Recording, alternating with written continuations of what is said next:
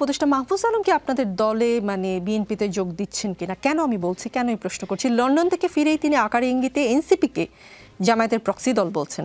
লন্ডনে কি আপনাদের দলের কারোর সাথে তার বিশেষ কোনো বৈঠক হয়েছে? এখন যেহেতু এটা কোনো পত্রপত্রিকায় দেখিনি, আর লন্ডনে আসলে কার সাথে বৈঠক হচ্ছে কিংবা হচ্ছে না সেটা জানার এখতিয়ারও যে পর্যায়ে আমি আছি দলের সেখানে না, এবং দলের ভিতরে এটার কোনো আলোচনা নাই। কাজে আমার জানা মতে কোনো মিটিং হয়নি। এর বাইরে তিনি আসলে কি এনসিপিকেই বলেছেন? কেমন যেন উজ্জ্ব আছে কথাটা যেটা বলেছেন সেটা বেশ আমার মনে হলো রোষের সাথেই বলা। ওনার যে বক্তব্যটা আমি পড়েছি বেশ মানে রোষের সাথেই বলা যে আর মওদুদীপন্থী দলের আমাদের প্রয়োজন নাই। বেসিক্যালি উনি কোন দলটাকে বা কোন প্ল্যাটফর্মটাকে ইঙ্গিত করেছেন সেটা আমার জানা নাই। আর দল উনি যদি কোনো রাজনৈতিক দলে যোগ দেন না নিকোলা আপু, তাহলে তো অপশনস আছে কয়েকটাই।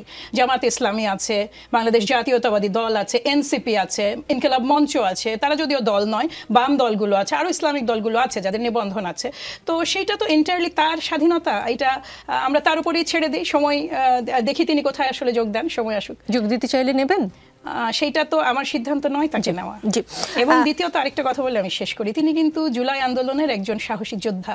তার গায়ে মানে আমি যতটুকু আমরা তাকে জানি বা বুঝি, তিনি কিন্তু কোনো আওয়ামী প্রোডাক্ট নন। হ্যাঁ, এছাড়াও তারা যেটা দিয়ে এসেছেন, যা জাতিকে যা দিয়েছে এটা অনেক।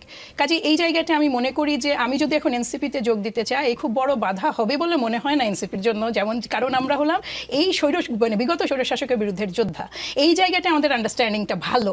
ফলে ইনারা কোথায় আসলে যোগ দিতে চাইবেন, আমার মনে হয় যে দলে যাবে সেই দল সম্মানিত হবে। আমি অন্য কিছু এটা দেখার সুযোগ নাই। জি। এস এম সাইফ মুস্তাফিজ, উপদেষ্টা মাহফুজ আলম লিখেছেন, we don't need another proxy Maududist party in Bangladesh political landscape.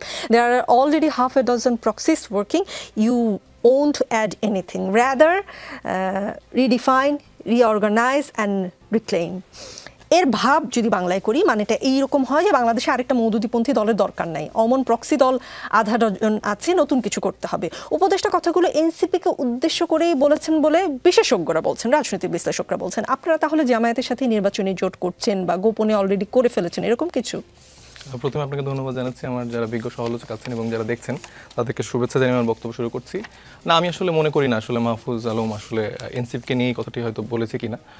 তিনি সার্বিকভাবে তার ওপিনিয়ন তো প্রায় আমরা দেখি যে ফেসবুকে উনি দেন। এটা যাদেরকে বলেছে তারা হয়তো বা সেটা আমলে নিতে পারবেন, কিন্তু আমার মনে হয় না আসলে এনসিপির জন্য এই কথাগুলো প্রযোজ্য। এবং আরেকটি কথা যেটা বললেন যে জামাতের সাথে আসলে নেগোসিয়েশন বা আলাদা জোটবদ্ধ আমরা করছি কিনা, সেটা একদমই না। গতকালকে আমরা একটা নিউজ দেখলাম যে আটটি দলের 4টি দাবিতে আসলে মাঠে নামার একটা কথা বলা হয়েছে, যুগপৎ একটা আন্দোলনের কথা। সেটিও আমরা কিন্তু বলেছি যে এটা আসলে নিউজটি সত্য নয়। রাজনৈতিক মতাদর্শের জায়গা থেকে বিভিন্ন ইস্যুতে আমরা রাজনৈতিক দলগুলোর সাথে আলাপ আলোচনা করছি, সেখানে বিএনপিও ইনক্লুডেড।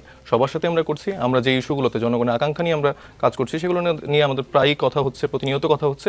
কিন্তু এর মানে এই না যে আমাদের সাথে আমরা কোনো নেগোসিয়েশন করছি, যে আমাদের সাথে আমরা একতাবদ্ধ হয়ে কোনো জোটে যাচ্ছি, সেটাকে আমি ক্লিয়ার করতে চাই। জি সাইফ, আপনারাও তো রাজনীতি নিয়ে খোঁজ খবর রাখেন, তিনি কাকে উদ্দেশ্য করে বলতে পারেন? অথবা তিনি তো আপনাদেরই সহযোদ্ধা, তাকে জিজ্ঞেস করেছিলেন যে কাকে উদ্দেশ্য করে তিনি বলেছেন? না, সেই সুযোগটি আসলে হয়নি তাকে জিজ্ঞাসা করার।